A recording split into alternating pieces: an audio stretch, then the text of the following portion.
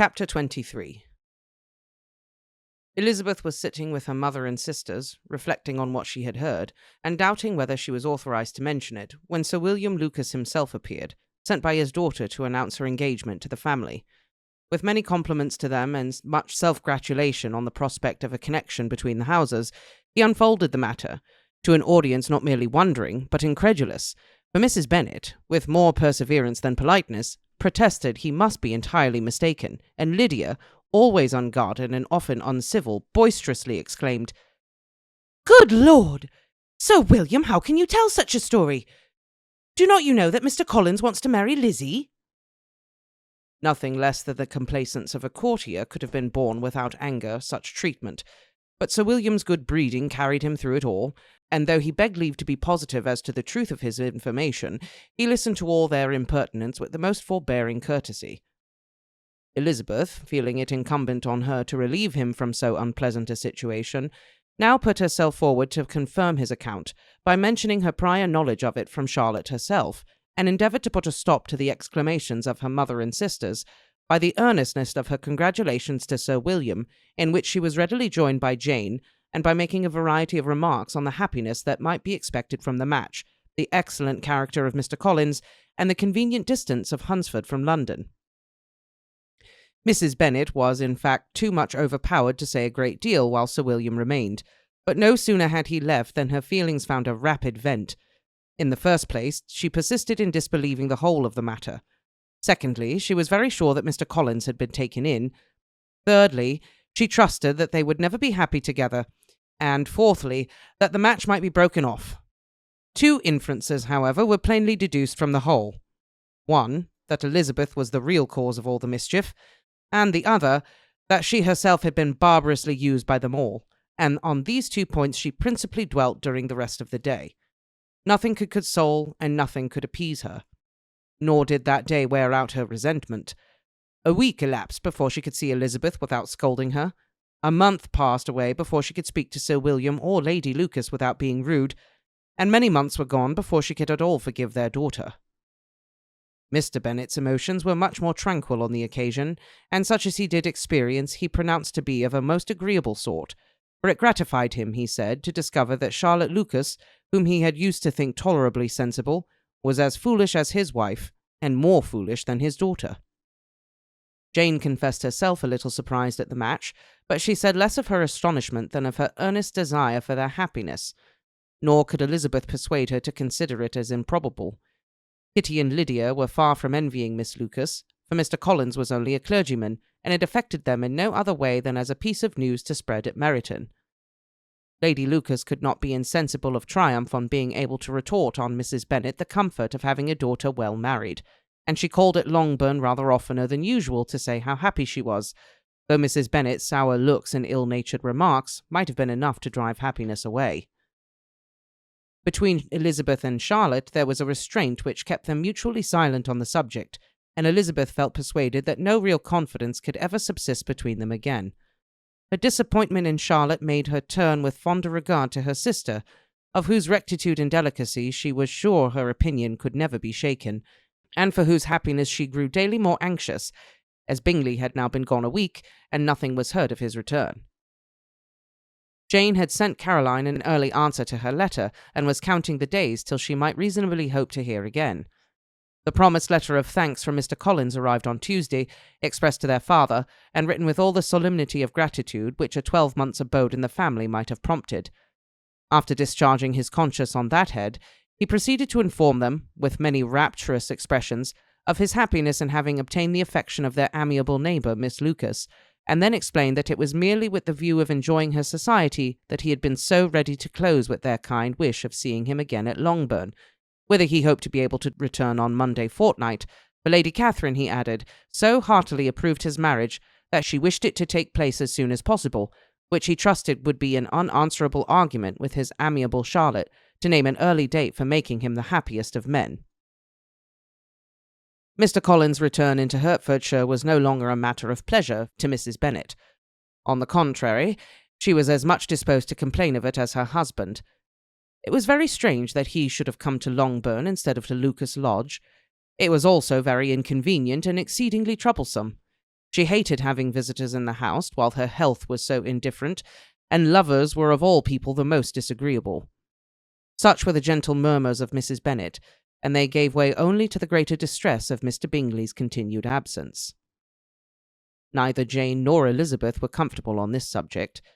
Day after day passed without bringing any other tidings of him other than the report which shortly prevailed in Meryton of his coming no more to Netherfield the whole winter, a report which highly incensed Mrs. Bennet, and which she never failed to contradict as a most scandalous falsehood. Even Elizabeth began to fear, not that Bingley was indifferent, but that his sisters would be successful in keeping him away. Unwilling as she was to admit an idea so destructive to Jane's happiness, and so dishonourable to the stability of her lover, she could not prevent its frequently occurring.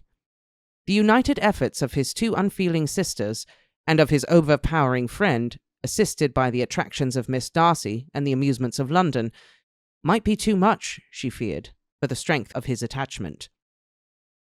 As for Jane, her anxiety under this suspense was, of course, more painful than Elizabeth's, but whatever she felt she was desirous of concealing, and between herself and Elizabeth, therefore, the subject was never alluded to. But as no such delicacy restrained their mother, an hour seldom passed in which she did not talk of Bingley, express her impatience for his arrival, or even require Jane to confess that if he did not come back she should think herself very ill-used. It needed all Jane's steady mildness to bear these attacks with tolerable tranquillity. Mr. Collins returned most punctually on the Monday fortnight, but his reception at Longbourn was not quite so gracious as it had been on his first introduction. He was too happy, however, to need much attention, and luckily for the others, the business of his love-making relieved them from a great deal of his company. The chief of every day was spent by him at Lucas Lodge, and he sometimes returned to Longbourn only in time to make an apology for his absence before the family went to bed. Mrs. Bennet was really in a most pitiable state. The very mention of anything concerning the match threw her into an agony of ill-humour, and wherever she went she was sure of hearing it talked of. The sight of Miss Lucas was odious to her. As her successor in that house, she regarded her with jealous abhorrence. Whenever Charlotte came to see them, she concluded her to be anticipating the hour of possession, and whenever she spoke in a low voice to Mr. Collins, was convinced they were talking of the Longbourn estate, and resolving to turn herself and her daughters out of the house as soon as Mr. Bennet was dead. She complained bitterly of all this to her husband. "Indeed, Mr. Bennet," said she, "it is very hard to think that Charlotte Lucas should ever be mistress of this house, that I should be forced to make way for her, and live to see her take my place in it." "My dear, do not give way to such gloomy thoughts. Let us hope for better things. Let us flatter ourselves that I may be the survivor." This was not very consoling to Mrs. Bennet, and therefore, instead of making any answer, she went on as before. "I cannot bear to think that they should have all this estate. If it was not for the entail, I should not mind it." "What should you not mind?" "I should not mind anything at all." "Let us be thankful that you are preserved from such a state of insensibility." "I can never be thankful, Mr. Bennet, for anything about the entail. How can anyone have the conscience to entail away any estate from one's own daughters? I cannot understand, and all for the sake of Mr. Collins, too. Why should he have it more than anybody else?" "I leave it to yourself to determine," said Mr. Bennet. Chapter 24. Miss Bingley's letter arrived, and put an end to doubt. The very first sentence conveyed the assurance of their being all settled in London for the winter, and concluded with her brother's regret at not having had time to pay his respects to his friends in Hertfordshire before he left the country. Hope was over, entirely over, and when Jane could attend to the rest of the letter, she found little, except the professed affection of the writer, that could give her any comfort.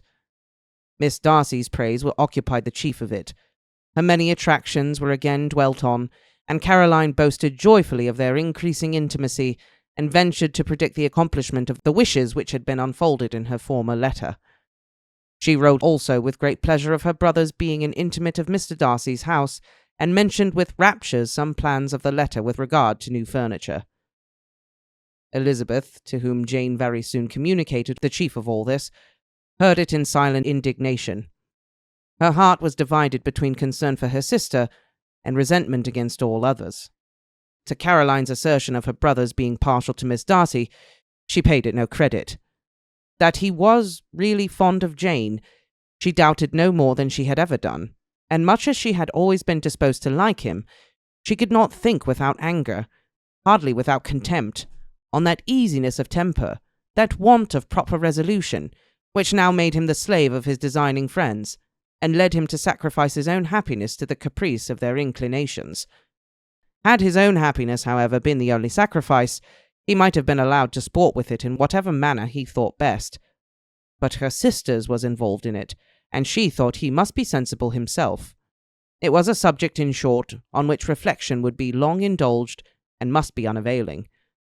She could think of nothing else, and yet whether Bingley's regard had really died away, or was suppressed by his friend's interference, whether he had been aware of Jane's attachment, or whether it had escaped his observation, whichever were the case, though her opinion of him must be materially affected by the difference, her sister's situation remained the same, her peace equally wounded. A day or two passed before Jane had courage to speak of her feelings to Elizabeth, but at last, on Mrs. Bennet's leaving them together after a longer irritation than usual about Netherfield and its master, she could not help but saying, "Oh, that my dear mother had more command over herself! She can have no idea of the pain she gives me by her continual reflections on him. But I will not repine. It cannot last long. He will be forgot, and we shall all be as we were before." Elizabeth looked at her sister with incredulous solicitude, but said nothing. "You doubt me?" cried Jane, slightly colouring. "Indeed, you have no reason. He may live in my memory as the most amiable man of my acquaintance, but that is all. I have nothing either to hope or fear, and nothing to reproach him with. Thank God I have not that pain. A little time, therefore. I shall certainly try to get the better—" With a stronger voice she soon added, "I have this comfort immediately, that it has not been more than an error of fancy on my side, and that it has done no harm to anyone but myself." "My dear Jane," exclaimed Elizabeth, "you are too good. Your sweetness and disinterestedness are really angelic. I do not know what to say to you. I feel as if I had never done you justice, or loved you as you deserved." Miss Bennet eagerly disclaimed all extraordinary merit, and threw back the praise on her sister's warm affection. "Nay," said Elizabeth, "this is not fair. You wish to think all the world respectable, and are hurt if I speak ill of anybody. I only want to think you perfect, and you set yourself against it. Do not be afraid of my running into any excess, of my encroaching on your privilege of universal goodwill. You need not. There are few people whom I really love, and still fewer of whom I think well. The more I see of the world, the more I am dissatisfied with it, and every day confirms my belief of the inconsistency of all human characters, and of the little dependence that can be placed on the appearance of either merit or sense. I have met with 2 instances lately. One I will not mention. The other is Charlotte's marriage. It is unaccountable. In every view it is unaccountable." "My dear Lizzie, do not give way to such feelings as these. They will ruin your happiness. You do not make allowance enough for deference of situation and temper. Consider Mr. Collins' respectability and Charlotte's prudent, steady character. Remember that she is one of a large family, that as to fortune it is a most eligible match, and be ready to believe, for everybody's sake, that she may feel something like regard and esteem for our cousin." "To oblige you, I would try to believe almost anything, but no one else could be benefited by such a belief as this. But were I persuaded that Charlotte had any regard for him, I should only think worse of her understanding than I now do of her heart. My dear Jane, Mr. Collins is a conceited, pompous, narrow-minded, silly man. You know he is as well as I do, and you must feel, as well as I do, that the woman who marries him cannot have a proper way of thinking. You shall not defend her, though it is Charlotte Lucas. You shall not, for the sake of one individual, change the meaning of principle and integrity. nor endeavour to persuade yourself or me that selfishness is prudence and insensibility of danger security for happiness." "I must think your language too strong in speaking of both," replied Jane, "and I hope you will be convinced of it by seeing them happy together. But enough of this. You alluded to something else. You mentioned 2 instances. I cannot misunderstand you, but I entreat you, dear Lizzie, not to pain me by thinking that person to blame, and saying your opinion of him is sunk. We must not be so ready to fancy ourselves intentionally injured. We must not expect a lively young man to always be so guarded and circumspect. It is very often nothing but our own vanity that deceives us. Women fancy admiration means nothing more than it does." "And men take care that they should." "If it is designedly done, they cannot be justified. But I have no idea of there being so much design in the world as some persons imagine." "I am far from attributing any part of Mr. Bingley's conduct to design," said Elizabeth. "But without scheming to do wrong, or to make others unhappy, there may be error, and there may be misery. Thoughtlessness, want of attention to other people's feelings, and want of resolution will do the business." "And do you impute it to either of those?" "Yes, to the last. But if I go on, I shall displease you by saying that I think of persons you esteem. Stop me whilst you can."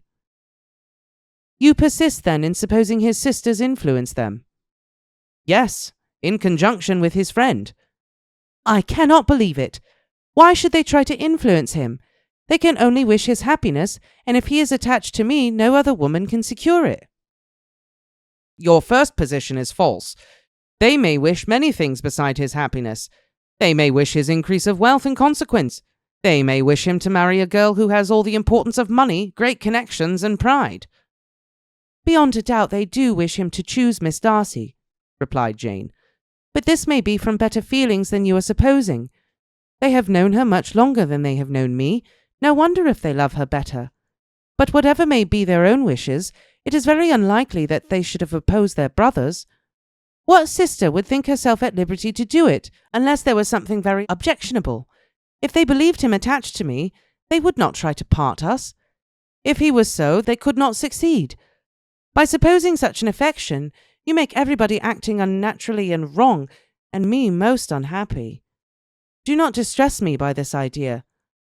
I am not ashamed of having been mistaken, or at least it is slight. It is nothing in comparison of what I should feel in thinking ill of him or his sisters. Let me take it in the best light, and in the light in which it may be understood." Elizabeth could not oppose such a wish, and from this time Mr. Bingley's name was scarcely ever mentioned between them. Mrs. Bennet still continued to wonder and repine at his returning no more, and though a day seldom passed in which Elizabeth did not account for it clearly, there seemed little chance of her ever considering it with less perplexity. Her daughter endeavoured to convince her of what she did not believe herself, that his attachments to Jane had been merely the effect of a common and transient liking, which ceased when he saw her no more. But though the probability of the statement was admitted at the time, she had the same story to repeat every day. Mrs. Bennet's best comfort was that Mr. Bingley must be down again in the summer. Mr. Bennet treated the matter differently. "So, Lizzie," said he one day, "your sister is crossed in love, I find. I congratulate her. Next to being married, a girl likes to be crossed in love a little now and then. It is something to think of, and gives her a sort of distinction amongst her companions. When is your turn to come? You will hardly bear to be long outdone by Jane. Now is your time. Here are officers enough at Meryton to disappoint all the young ladies in the country. Let Wickham be your man. He is a pleasant fellow, and would jilt you credibly." "Thank you, sir, but a less agreeable man would satisfy me. We must not all expect Jane's good fortune." "True," said Mr. Bennet, "but it is a comfort to think that, whatever of that kind may befall you, you have an affectionate mother who will always make the most of it." Mr. Wickham's society was of material service in dispelling the gloom which the late perverse occurrences had thrown on many of the Longbourn family. They saw him often, and to his other recommendations was now added that of general unreserve. The whole of what Elizabeth had already heard, his claims on Mr. Darcy, and all that he had suffered from him, was now openly acknowledged and publicly canvassed, and everyone was pleased to think how much they had always disliked Mr. Darcy before they had known anything of the matter. Miss Bennet was the only creature who could suppose there might be any extenuating circumstances in the case unknown to the society of Hertfordshire. Her mild and steady candour always pleaded for allowances and urged the possibility of mistakes. But by everybody else, Mr. Darcy was condemned as the worst of men.